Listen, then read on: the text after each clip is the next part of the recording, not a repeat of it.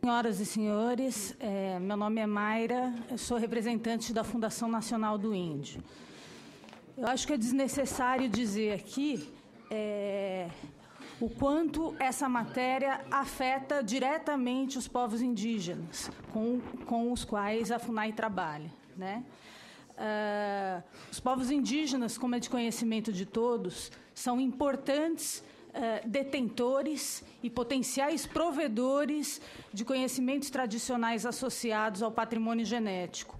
Mas, mais do que isso, tanto os povos indígenas como os povos e comunidades tradicionais, bem como os agricultores familiares, não são somente provedores, potenciais provedores de conhecimentos tradicionais associados, mas são também detentores e provedores de recursos genéticos, principalmente porque são esses povos os responsáveis pelo processo de domesticação de muitas das plantas, das espécies da agrobiodiversidade que hoje, brasileira, que hoje nós usamos na alimentação e na agricultura.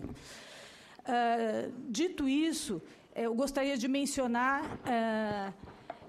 que a FUNAI, em todos os momentos, repudiou o processo pelo qual esse novo marco legal foi elaborado, sem qualquer participação dos povos indígenas, né? Nós temos no Brasil, o Brasil é signatário da Convenção 169 da Organização Internacional do Trabalho, que pressupõe que os povos indígenas e os povos tribais, de um modo geral, sejam consultados em relação a todas as políticas e matérias que os afetam.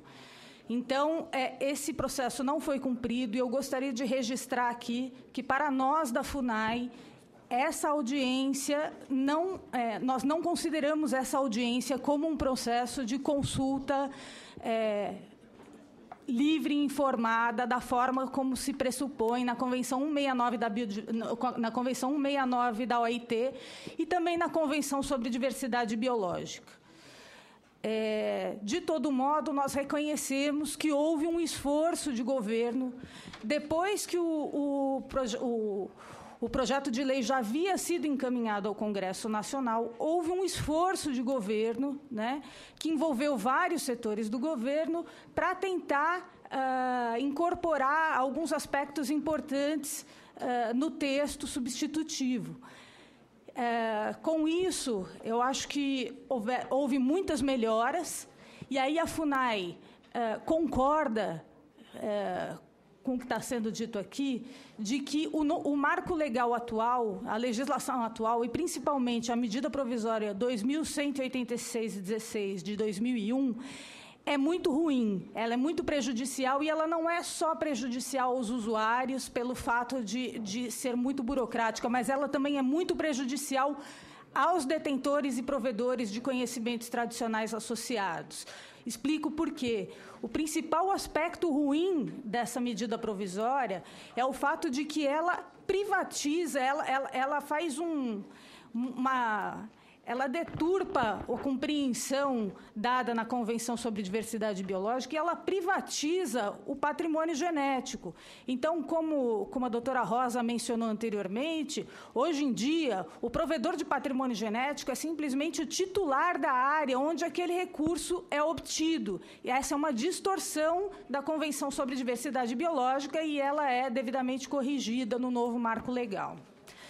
Então, a gente reconhece o esforço do governo, nós reconhecemos que o novo marco legal avança em alguns pontos, né?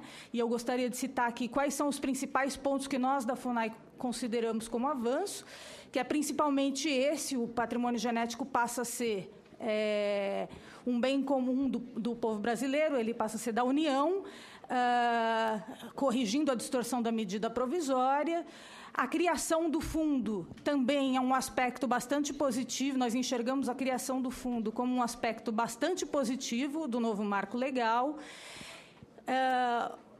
A inserção da agrobiodiversidade também foi bastante positiva, já que inicialmente o PL apresentado ao Congresso não contemplava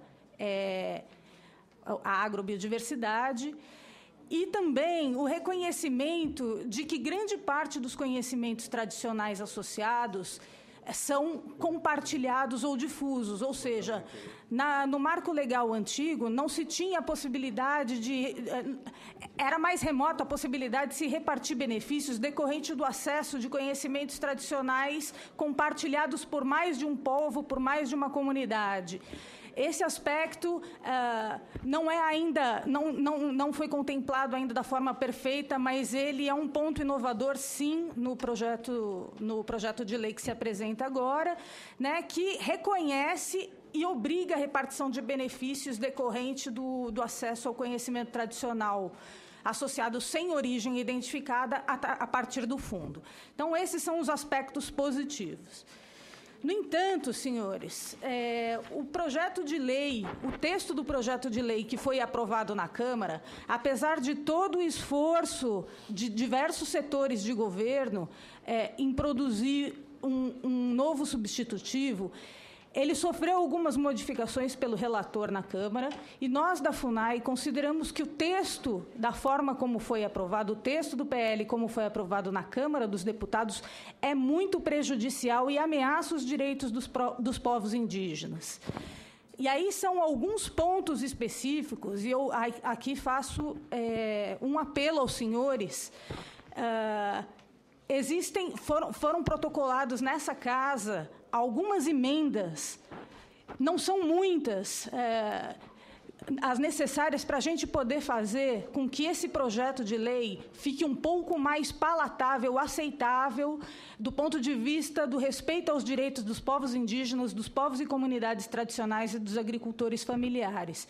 Então, eu gostaria de mencionar aqui aos senhores quais são as emendas que nós consideramos de suma importância que sejam apreciadas e aprovadas nessa casa para que esse projeto de lei fique mais simétrico entre os direitos dos usuários e dos provedores. Então, o primeiro aspecto que eu gostaria de citar é que a substituição pelo relator da Câmara do termo povos indígenas por populações indígenas, para a FUNAI, essa modificação é inaceitável. O termo povos indígenas já é consolidado na nossa legislação, é o termo que é apresentado na Convenção 169 da OIT, e ele pressupõe que os povos indígenas são sujeitos de direito e que têm direito a serem consultados e participar de todos os processos políticos, todas as políticas que os afetem, né?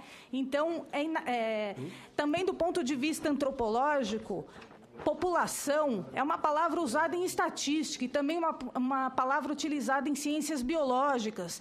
É um termo reducionista, portanto, não é adequado para ser utilizado em relação aos povos indígenas.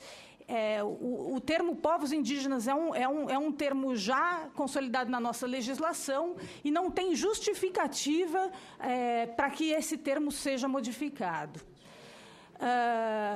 O segundo aspecto que eu gostaria de frisar aqui é em relação ao artigo 10, inciso 5º do projeto de lei, que faz uma remissão dos direitos indígenas e de agricultores tradicionais no uso e venda de sementes crioulas, a lei de sementes e a lei de cultivares.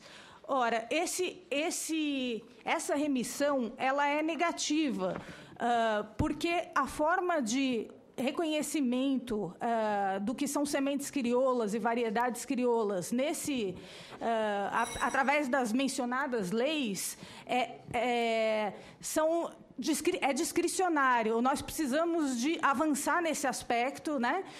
Nos direitos desses agricultores tradicionais, dos quais os povos indígenas também fazem parte, também são agricultores, e, portanto, precisamos trabalhar com a identificação de sementes crioulas a partir de critérios científicos e de marcadores moleculares.